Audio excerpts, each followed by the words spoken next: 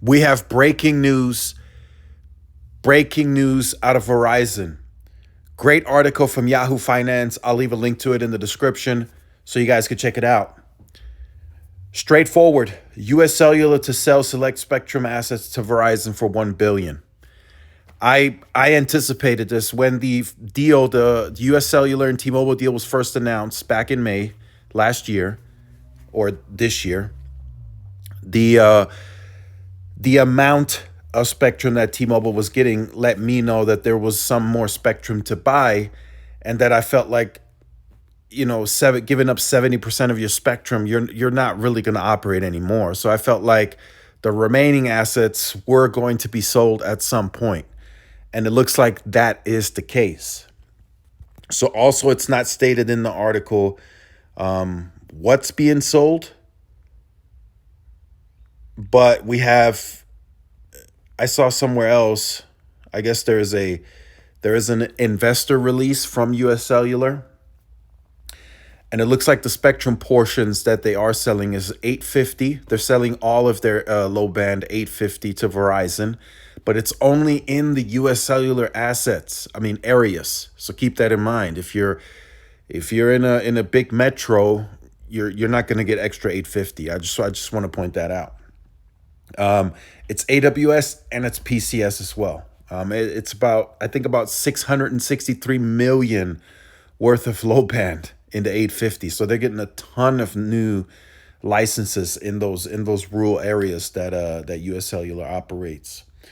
So let's just read here briefly. So US Cellular said on Friday it has agreed to sell some of its spectrum licenses to Verizon in the $1 billion deal. The stock shares are jumping by 3.9%. The company will sell a portion of its spectrum license used for mobile phone signals and high-speed data services to Verizon. So it just made sense. Like I said, I expected this to happen. This will be a huge boost for Verizon. Verizon said they would be opportunistic around spectrum opportunities, right? Because the pipeline is kind of empty, right? There's nothing really coming soon. So everyone else is trying to get spectrum where they can, and Verizon has moved and operated a little different, right? Before, if we go by history, they kind of just duked it out with what they had, right? They started densifying. They really didn't buy more AWS3. They could have. They didn't participate in the 600 megahertz auction. They could have and should have, in my opinion. But now they're trying. They spent $50 billion on C-band.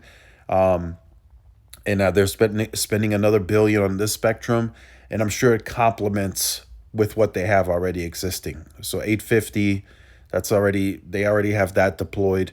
AWS and PCS, of course, they have that already deployed on site. So this is more of a software tuning, retune, and then the additional bandwidth will be on air fairly quickly.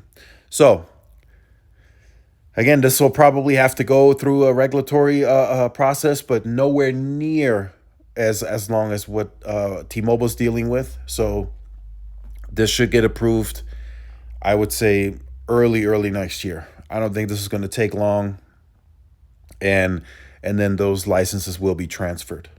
So let me know your thoughts on this in the comments. Like, share, subscribe if you're new. Follow my social media outlets. This is Tyrone with Tech Life. See y'all in the next one. Peace.